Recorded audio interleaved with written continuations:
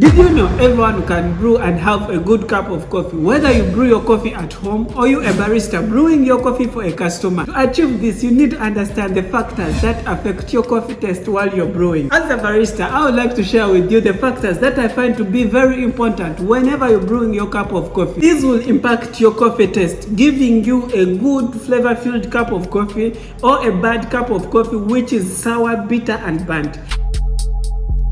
In order for you to brew a cup of coffee, you should first have good quality of coffee beans. This is very important. Having good quality of coffee beans is the first step because you need to have a properly roasted and well-matured coffee bean which is ready to brew a perfect cup of coffee. You need also to look out to the different roast profiles. We have mainly 3 roast profiles. We have the light roast, the medium roast and the dark roast. Each of these roast profiles you need to adjust either on your temperature or your recipe that you're going to use to brew your coffee. I would recommend every time you're going to buy your coffee beans for brewing at home, you should check with your local roaster or any barista so that he can guide you on the different recipes that you can use to brew a perfect cup of coffee. After having our good quality of coffee beans, the next thing is the coffee grinding and the grind size. This is also very important. In this process, we are breaking down the coffee bean into smaller pieces so that we can extract the best flavors out of our coffee bean into our cup. The first thing you should understand when it comes to the coffee grinding and the grind size are the different coffee grind sizes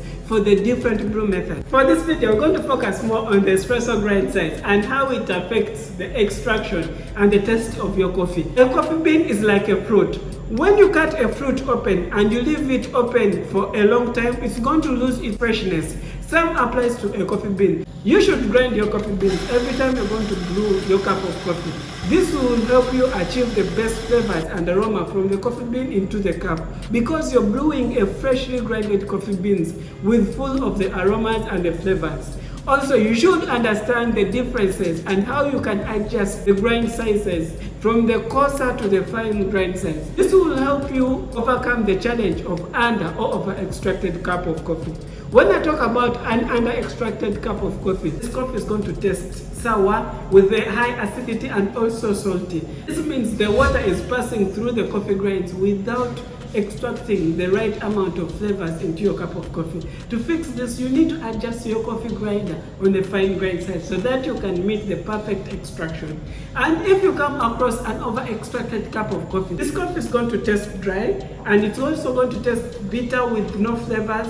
This is because you grinded your coffee much finer than the recommendable grind size when you're brewing your espresso. To fix this, you need to adjust your coffee grinder on a coarser grind size so that you can meet also the perfect extraction so that you can have a well-balanced cup of coffee. After having our perfect grind size, we're going to talk about our espresso extraction. There are different factors that affect our espresso extraction, starting with the coffee tamping, then talking about the different temperatures that you need whenever you're brewing your cup of coffee. You need to understand the pressure that you need when you're extracting your espresso. These are all very important. They will lead to a good cup of coffee.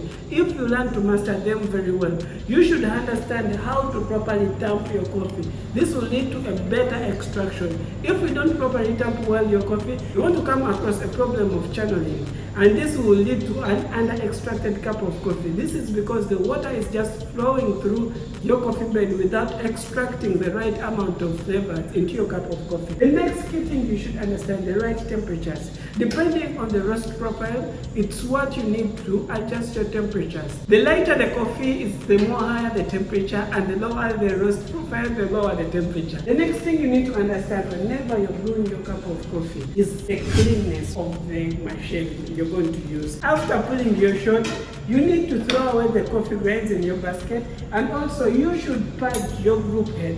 This will help to remove the stuck coffee grind on your brew head. This will make it ready to brew your next shot. And also, you should ensure having a very clean coffee machine is very important. You should clean your coffee machine with chemical at least every 2 days or once a week. Depending on your workflow, you should clean your coffee machine with chemicals so that you can remove the oils and the residues of the coffee grains which are stuck in your brew head. You should clean your pot filter. Having a clean portafilter will ensure you to have a good cup of coffee. Understanding this, it will help you extract the best flavors into your cup of coffee. Coffee tapping is very important. If you're looking for a full detailed video about coffee tapping, you can check it. I'll link it below in the description.